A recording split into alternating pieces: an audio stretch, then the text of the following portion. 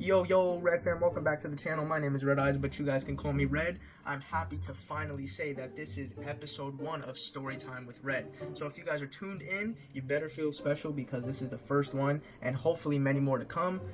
We're just going to run some gameplay, and I'm just going to talk to you guys about a funny, well, I don't want to say it was a funny time because literally, that was not no funny time. At this point, I guess I could say it's a little bit funny and I could laugh a little bit about it.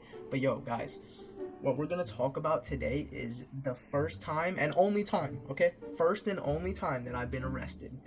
And this was back in, I think I was still in high school, to be honest with you. I was with 2 of my friends one night, and we were actually really bored. So I'm not gonna tell you guys all the exact locations, but just keep the vibes going with me. All right, stick with me. So basically, we drove over there. It was already pretty late at night.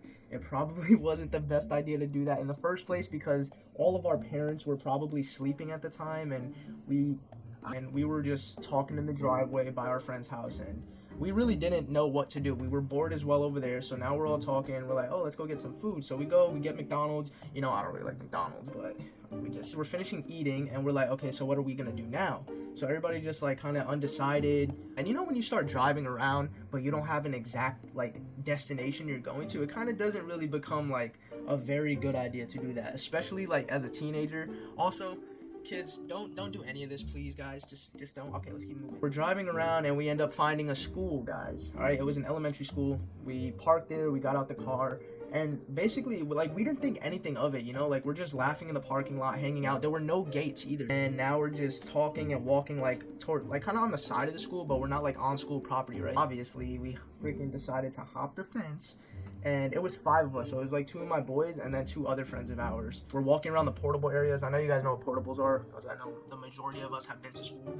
Unfortunately, I'm just kidding. And we decided to jump over the railing, and now we're on top of the freaking portables, laughing and just having a good time. And then after that, we ended up just walking like on the ground floor of the school, and now we're near school, like we're on school property. We can touch the doors, everything. And it must have been at least like, I don't know, 11:30 at night now. One of our friends decides she's gonna try to open the door. Like when she tells us, oh guys, like I tried to open the door, we were like, why would you try to do that? This and that. And we were just like, maybe we'll be fine, you know, like no alarm went off or anything.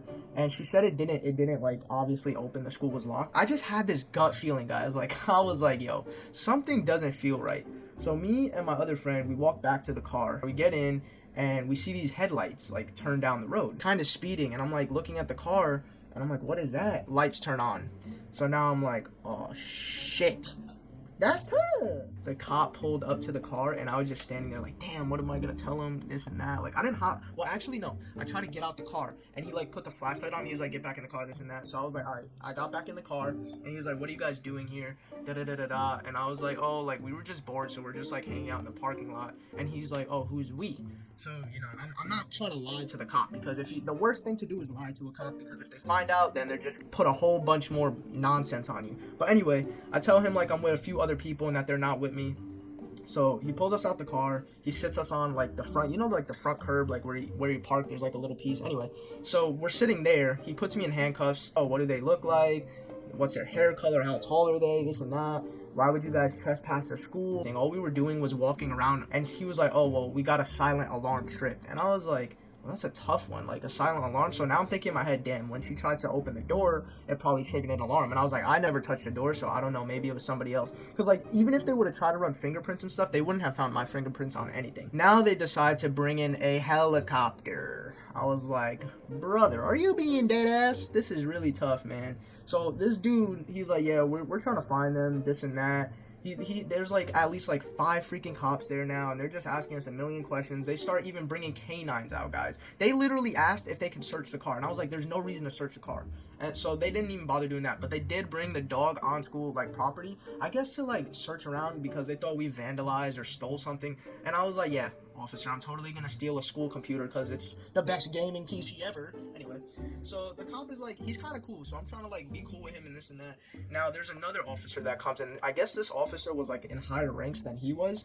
So he asked me, he was like, oh, well, I had asked him, I was like, are you guys really about to arrest us for this? Like, we didn't do anything wrong. And he was like, you know what, I know you guys didn't do a whole lot wrong, because this was after they searched the school. They didn't find anything wrong, you know? Now, I didn't really know where my other friends were, because they were separated with us, like I told you guys, so I didn't know if they found them yet, and I wasn't really trying to ask the cop, like, oh, did you guys find my friends? Because he was probably gonna be like, oh, that's not for you to worry about, why are you so worried about that? So, at this point, I'm just concerned about myself, because I was actually the oldest one out of all of them, so I was the only, like, I think at the time I was 18, so I was just now an adult, and I could have been charged as an adult. So he's now like, oh, I'm gonna go over there and have a conversation with the other officer. It's battle of the ranks. So I'm thinking in my head, oh great, battle of the ranks, you're about to get torched. Yeah, guys, he comes back, and this man was like, oh yeah, I have to leave you in handcuffs, because like he actually let me out the handcuffs for a little bit because my wrists were starting to hurt, but he literally recuffed me. He's like, yeah, I'm sorry, I lost battle of the ranks, this and that. So he cuffs me, and then he puts me in the cop car. All right, now we're off to the like police station, I guess he was taking me to. So I'm literally asking him dumb questions.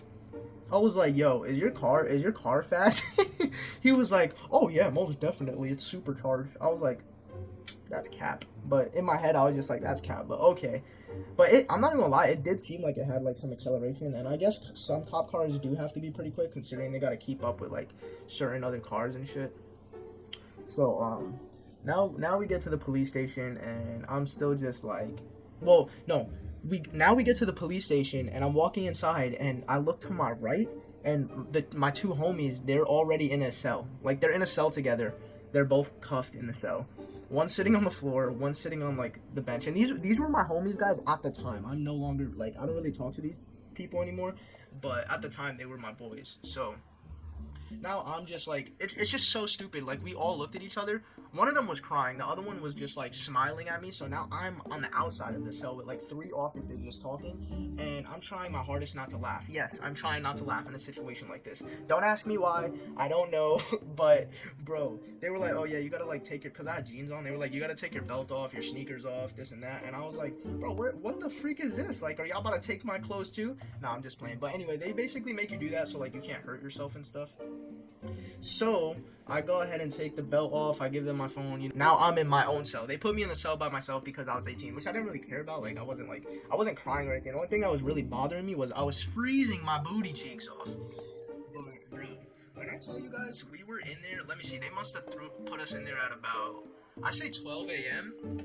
Bro, we did not get out of there till, I don't even know the time, because literally one by one, everybody, so like all 5 of us had to go one by one to talk to the detective, because the officer was like, oh yeah, like we're trying to get a detective here to talk to you guys because we need to know the full story from everybody's point of view. You know what I'm saying? Because they're trying to see who's lying and who's telling the same story. And basically, I don't remember if I was third, but the time that I finally got the chance to speak to the detective, I think it must have been like 3 o'clock in the morning. So I literally fell asleep in the cell on the concrete bench or whatever it was. And now that I'm talking to the detective, he's like low-key trying to make me like admit something that I didn't do. He was like, oh, well, if you don't admit this, then you know you're gonna go to jail, right? Are you aware of this? And I'm like, yes, I'm aware of this. I didn't steal anything. I didn't damage anything. All we did was jump the fence and walk around. It must have been like an hour goes by. The officer calls my name, and he was like, oh, like, what's a good contact for your parents? And I asked him to contact my parents, and he was like, oh, like, I can't really do that because you're 18, so you can be tried as an adult. And I was like, well, how am I supposed to do that? We finally contact our parents. He gets in touch with all of them. They come and get us. It's now probably 6 o'clock in the morning. We all ended up leaving. And bro, when I tell you guys that my parents were just like disappointed, but also thankful as well, it was just like, just something that I never want to go through again. But I thought it would be a pretty funny story to tell you guys at this time. Obviously then it wasn't funny, but stay tuned for future story times with Red. I'll catch you guys in the next one. If you did enjoy this, like, comment, subscribe down below. Please give me feedback if you guys enjoyed it, if you didn't enjoy it, and any other further topics or videos that you guys want to see in the channel. Much love, everybody. Stay blessed, be safe, and I'll catch you guys. Peace.